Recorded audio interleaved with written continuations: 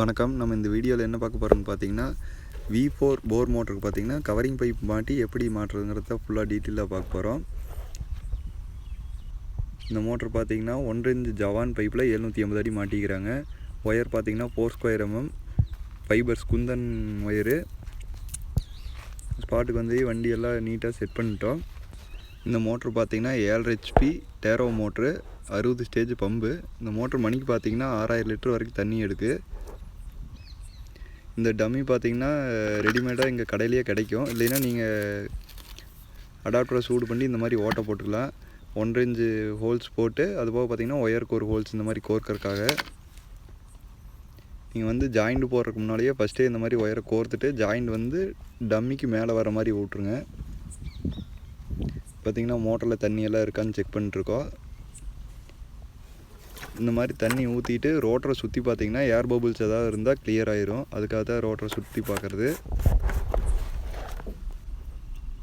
நம்ம எப்பவும் போல் ஜாயிண்ட் பார்த்திங்கன்னா நாட் போட்டு 3 ஒரே இடத்துல வராத மாதிரி தனித்தனியாக இந்த மாதிரி ஜாயின் போட்டுவோம். அதுபோக பார்த்திங்கன்னா ஒரு லேயர் இன்சுலேஷன் டேப்பு, அதுக்கு மேலே ஒரு லேயர் வந்து பார்த்திங்கன்னா வாட்டர் லைன் டேப்பு.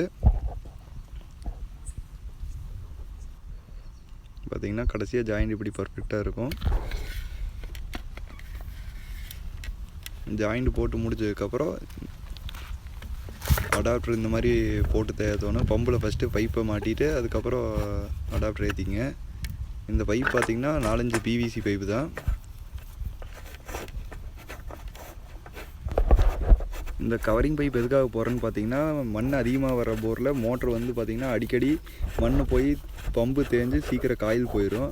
அதை அவாய்ட் பண்ணுறக்கோசரம் இந்த கவரிங் பைப் போகிறது. இந்த பைப் போகிறதுனால என்ன யூஸ்ன்னு பார்த்தீங்கன்னா, மேலே இருந்து உழுகிற மண் பார்த்திங்கன்னா டைரெக்டாக வலையில் உறிஞ்சாமல் கவரிங் பைப் கீழே போய் மேலே கொப்பளிச்சு மேலே வர மாதிரி இருக்கும். அப்படி வரும்போது பார்த்திங்கன்னா தண்ணி மட்டும் மேலே வரும், மண் பார்த்திங்கன்னா அதோட வெயிட்னால கீழே போயிடும். மண் வந்து ஒரு 70% ஆட்ட இப்படி மாட்டுறதுனால மண் வர்றது கம்மியாகும். இதனால் பார்த்திங்கன்னா பம்போட லைஃப் பார்த்திங்கன்னா கொஞ்சம் 1 வருஷம் சேர்த்தி வரும். அந்த பர்பஸ்க்காக இந்த கவரிங் பைப் போட்டு மாட்டுறது.